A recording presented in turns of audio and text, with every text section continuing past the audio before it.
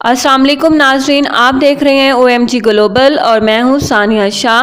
ناظرین، ہماری ویڈیو میں ہم آپ کو ماہ شعبان کی 15 رات کے حوالے سے بہت ہی خاص باتیں اور عمل بتائیں گے۔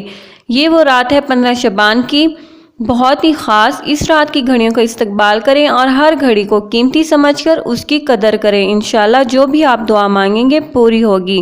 لیکن ناظرین، ہماری ویڈیو شروع کرنے سے پہلے ہم آپ کو بتا دیں کہ اگر آپ ہمارے چینل پر نئے آئے ہیں تو سبسکرائب کے بٹن پر کلک کر کے سبسکرائب کر لیں تاکہ ہر آنے والی نئی ویڈیو آپ تک پہنچتی رہے۔ حاضرین کرام، یہ وہ رات ہے جس میں دعائیں قبول ہوتی ہیں۔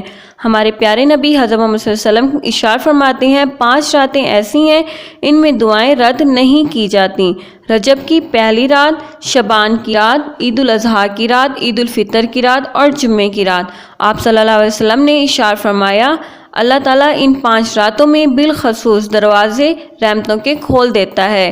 ان میں سے ایک 15 شعبان کی رات ہے۔ اس رات میں مرنے والے لوگوں کا نام، لوگوں کا رزق اور حج کرنے والوں کے نام لکھے جاتے ہیں۔ اس شب کی ایک خوبی یہ بھی ہے کہ اس رات اللہ تعالیٰ کی رحمت کا دریا جوش پر ہوتا ہے۔ شب برات میں کرنے والے کچھ اہم کام آج ہم آپ کو بتائیں گے۔ 14 شعبان کے دن نماز عصر کے بعد عبادت میں مشغول رہنا، کیونکہ نام اعمال تبدیل ہونے کا وقت ہوتا ہے۔ 6 نوافل پڑھیں۔ 15 شعبان کے مغرب کے فرض اور سنت کے بعد 6 نوافل پڑھیں۔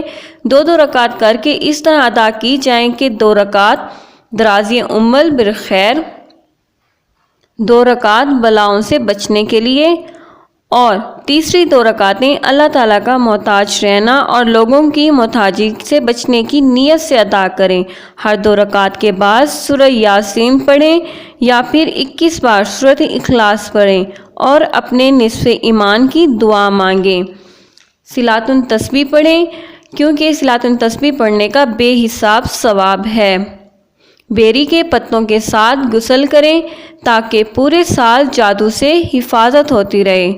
قبرستان جا کر فاتحہ پڑھیں، اور قبرستان جانا 15 شعبان کو مردوں کے لیے سنت ہے۔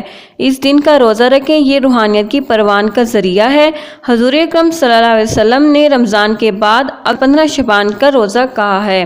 تمام گناہوں کی اپنی معافی مانگیں۔